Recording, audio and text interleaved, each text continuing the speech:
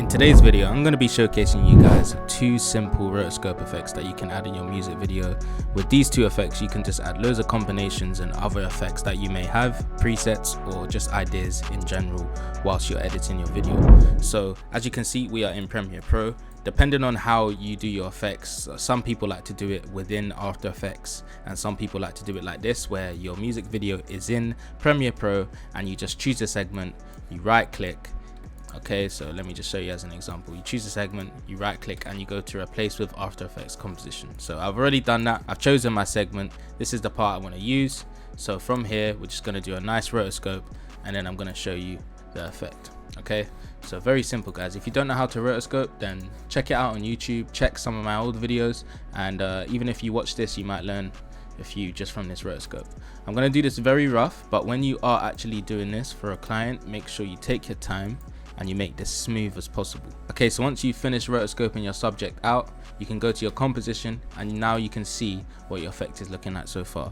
So the next thing I usually do is I go to feather on the left hand side in effect controls, and I just literally just turn this up a little bit. So we're gonna turn this up to maybe about, let's just say 25.5. Yeah, cool. So that is the first thing I do. Once I've done that, I then like to go back to our layer and I like to freeze frame this layer. Okay, this is just gonna make sure that everything is within timing in terms of it being cut out correctly. So now when we press play, you can see that that is a clean rotoscope. It could have been better, just a little bit better, but this is just rough, like I said. Okay, so the next thing you want to do is basically you want to duplicate this layer, and the way I do it on Windows is Control D. So as you can see, we've got the second layer there, and then you want to do that again. So now we have 3 layers. So the next thing you want to do is go to your third layer and go to this rotor brush tool here and just simply delete it, which means now you've got your background to play with, you've got your rotoscope here, and then you've got your main layer here. Okay, so if you really wanted to, you could right click your second layer and you could literally just click rename and change this to rotor. So then you know yourself that, okay, cool, this is my rotoscope layer. Next thing I like to do is just preference to make sure that I don't ever forget it within the effect. I just like to add my motion blur here already, and I'm going to add it onto the background as well. So with this effect, the first thing we are going to do, we're going to keyframe the rotation, right? So we're going to start from 0, we're going to start from here, and then we're going to move, and I'd say once we get to around here where he puts his hand up, I'm going to stop the rotation, but we're going to move the rotation to about, I'd say up to 350 rotation, and then I'm going to highlight these keyframes and we are going to press F9 on the keyboard, and that's just going to smoothen out the movement, and we can adjust the movement even more later on. And I feel like I need to just do a light touch to make it back to what it was, because that's how you want it to be. We want it to start off at 0, we want the rotation to happen, but then we also want it to land back into place like that. Once you've got that movement going, you've got your motion blur on, we are already set to go. I'm gonna go to my second roto, I'm gonna go to transform, and I'm gonna go to position. Okay, I'm gonna keyframe position from here, and once we get around here, when he moves his hand, I'm gonna move the position to the left, to the right. Okay, so that is our first keyframe for the roto, and we're gonna do the same thing, F9 again.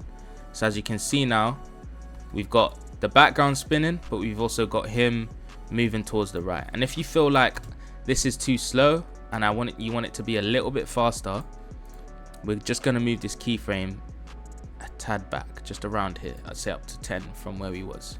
So now we can see, okay, cool, it's moved a little bit faster. And I just want it a little bit more slower. So something like that. And then now what you can do, you can literally duplicate this rotor layer. So now you have 2, and you can go to transform right here. So it starts at where that starts off at.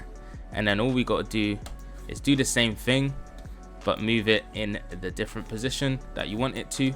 And in this case, I'm going to move towards the left. So then now you've got a duplicate of him. So now there's 2 of him, one going to the left and one going to the right. Literally simple as that, guys, and just position it how you want to position it. So then now we'll have something that looks like this. But we're not finished, because what we want to do is once that spins and he's just about to get back into shot, I'd say around here, you want to bring the two subjects back into place. So I'd say just around here, we're going to add a position keyframe, and then where we wanted it to stop, which was around, let's just say here, we want to right click position and click reset. And what that's going to do is basically push that back into place on where it came from. So we want to do the same thing for the first row and do the same thing, reset. So then now when we watch it back, it's spinning, comes in and goes back in like that. So it's a simple spinning background effect with like a smooth roto effect as well. It's like a smooth combination, but guys, you can switch this up into the way you want it to look, but this is just very rough, and it's just to show you guys how to get that template going. I'm just gonna make that spin maybe one more time because I do feel like it's a little bit slow, the spin. So if we just play that back, I think that's much better. That's exactly what we are looking for. Now what you can do is, for some extra touches, we can go to our effects tab and type in blur. And when we type in blur, we can go to directional blur. So I'm going to get a directional blur and I'm going to put it on both of my rows. So blur length would be around there. I'd say around, yeah, I usually do around 17 anyway. And I usually tweak this direction just a little bit, just so it gives it a nice effect. So I'd say, yeah, around 213, 17, just paste it. Yeah, just paste. So yeah, once you pasted them, you can now see that the two subjects are blurred, which is really nice. Okay, so now when we watch it back, looks smooth. So what I do next is I go back into Premiere Pro and then I just basically watch this through so I can see what it actually looks like in the sequence. So for some extra sauce, what I would usually do here is once we bring the two rotos out like that, so once they hit like that, you want to add an effect that kind of spices it up a little bit. So we're going to make an adjustment layer right here and we're going to drag it onto that point, and we're going to go to effects and we're going to type in shake. I've actually got a small shake. Now this shake is in the preset pack that I'll be dropping next week, so guys, keep an eye out, and we're just going to add something like that. So as you can see, when the rotos come out, it looks like they've hit the side of the screen, and then this effect is showing it shaking. Okay, and we can make this a little bit smaller, the shake, so it doesn't go on for too longer, and we can just adjust that now by deleting the effect and adding it back. So something like that. So it's very minor, but again guys, you can literally just switch this up into any way you want it to be and into your style, but this is just an example of how you can make things look different with two combinations at the same time. And what I usually do is, once the effect is happening, I'll add like a flash of some sort. So as soon as it comes out there, just before the shake effect, I just add like a nice additive dissolve across it.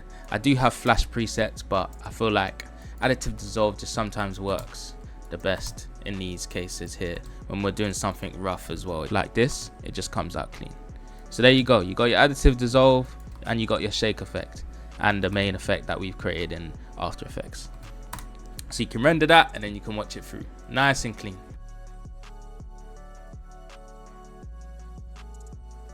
So I just want to show you like a nice simple glow effect that some people may not know how to do.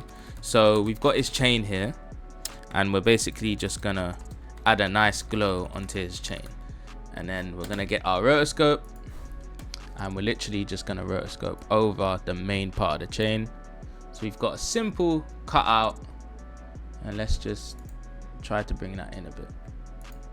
There we go. So we got a simple cutout of his chain. We're gonna go to composition and we're gonna feather this out so it just looks a little bit more smooth. So now what you want to do is you want to duplicate this layer again, go to the second layer and delete the rotor brush so that we have our background back in place.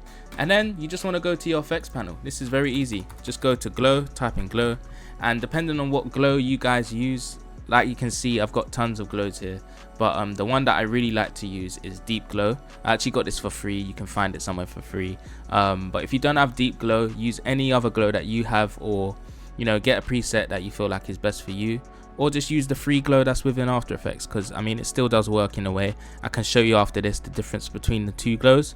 So we got deep glow right here and we're just going to add it onto our roto. So as you can see, it's just lit up instantly. But the way I usually do this is I bring it down to around maybe 50. Okay, so it just looks iced out like that. And then go to our effects panel here and type in fade in.